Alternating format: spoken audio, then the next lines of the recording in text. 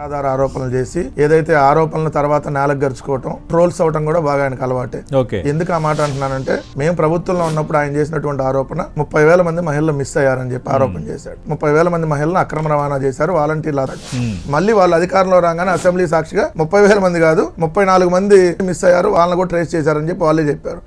అట్లానే రంగులు వేయడానికి 4,000 కోట్లు ఖర్చు పెట్టారని చెప్పి ఇదే పవన్ కళ్యాణ్ ఇదే చంద్రబాబు నాయుడు గారు ఆరోపించారు. మళ్ళీ అదే రంగులకు సంబంధించి పంచాయతీరాజ్ శాఖ మంత్రి ఆయనే కదా, ఆయన అసెంబ్లీలో వేయటానికి 40 కోట్లు అయింది, తీయటానికి 50 కోట్లు అయింది, మొత్తంగా 100 కోట్లు అయింది. అది కూడా పంచాయతీలకు సంబంధించినటువంటి ఎంబుక్ నుంచి వచ్చిందని చెప్పి ఆయన మాట్లాడినటువంటి పరిస్థితి.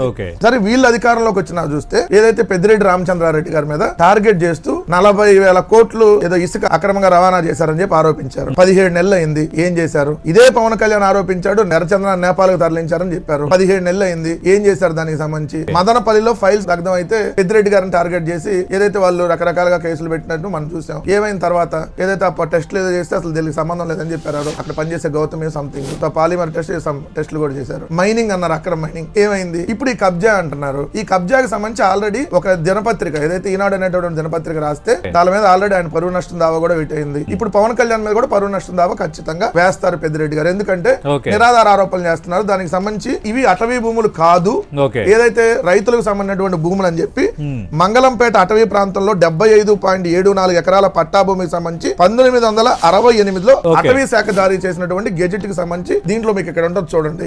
రెండోది వచ్చేటప్పటికి అక్కడ సర్వే నంబర్ల ప్రకారం మీరు చూస్తే డాక్యుమెంట్ నెంబర్ లో క్లియర్ గా 75 ఎకరాలు ఏదైతే ఎక్కడెక్కడ కొన్నారు, ఏ సంవత్సరంలో కొన్నారనేది అది 2001లో చంద్రబాబు నాయుడు గారు ముఖ్యమంత్రిగా ఉన్నప్పుడు డాక్యుమెంట్ నంబర్ 2346/2000 విస్తీర్ణం 15 ఎకరాలు, డాక్యుమెంట్ నంబర్ 1/2001 విస్తీర్ణం 10 ఎకరాలు, డాక్యుమెంట్ నంబర్ 2345/2000 విస్తీర్ణం 11 ఎకరాలు, డాక్యుమెంట్ నంబర్ 139/2001 విస్తీర్ణం 18.94 ఎకరాలు, డాక్యుమెంట్ నంబర్ 2347/2000 విస్తీర్ణం 10.80 ఎకరాలు, డాక్యుమెంట్ నంబర్ 2/2001 విస్తీర్ణం 10 ఎకరాలు, మొత్తంగా 75.74 ఎకరాలు. ఇవి చంద్రబాబు నాయుడు గారు ముఖ్యమంత్రిగా ఉన్నప్పుడు ఏదైతే రైతుల దగ్గర నుంచి పెద్దిరెడ్డి రామచంద్రారెడ్డి గారు కొనుగోలు చేసి ఏదైతే కొనుగోలు చేసినటువంటి భూమి దానికి సంబంధించి మొన్న కేంద్ర ప్రభుత్వం సార్ 2022లో కేంద్ర ప్రభుత్వానికి సంబంధించి కేంద్ర అటవీ శాఖ 27/6/2022 ఇక్కడ రోడ్డు వేయడానికి సంబంధించి క్లియరెన్స్ ఇచ్చి principal chief conservator of forest certificate ఇచ్చి రోడ్డు కూడా వేయమని చెప్పింది కేంద్ర ఫారెస్ట్ శాఖ. అంటే మరి ఇప్పుడు పవన్ కళ్యాణ్ అబద్ధాలు చెప్తున్నారన్న, ఎందుకంటే అటవీ శాఖ మంత్రిగా ఆయన ఉన్నారు, డిప్యూటీ సీఎం గా ఉన్నారు, వివరాలు ఏమి తెలుసుకోకుండానే ఆ వీడియో రిలీజ్ చేశారు, వివరాలు తెలుసుకోకుండానే చంద్రబాబు నాయుడు వేగ్ గా మాట్లాడతారా? చంద్రబాబు నాయుడు గారు ఉసుకో అనగా నేను ఉసుకో అంటాం, ఆయన ఏది చెబితే అది గుడ్డిగా ఫాలో అవటం,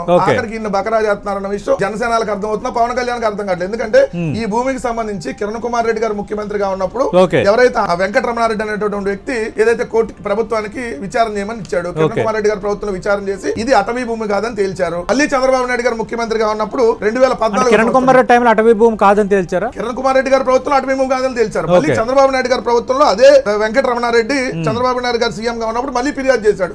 మళ్ళీ వాళ్ళు విచారణ చేశారు. చేసి అది అటవీ భూమి కాదు, అది రైతులకు సంబంధించి ఏదైతే కొనుగోలు చేసినటువంటి భూమి, అటవీ శాఖ దీనికి సంబంధం లేదని చెప్పి ఏది చంద్రబాబు నాయుడు గారు ప్రభుత్వం ఇచ్చింది క్లియర్. మళ్ళీ ఆయన కోర్టుకి వెళ్ళాడు. కోర్టుకి వెళ్తే ఆ కోర్టు ఫారెస్ట్ గెజెట్ 1968లోనే ఉంది, ఇది పక్కా ప్రైవేట్ భూమి అని చెప్పి హైకోర్టు కూడా కొట్టేయడం జరిగింది. మరి ఇన్ని ఆధారాలు ఇది ప్రైవేట్ భూమి పెద్దిరెడ్డి గారు నాలెడ్జ్ లేకుండా ఇన్ని పుస్తకాలు చదివా అని చెప్పుకొని పేపర్లోనే చదవాలి కదా.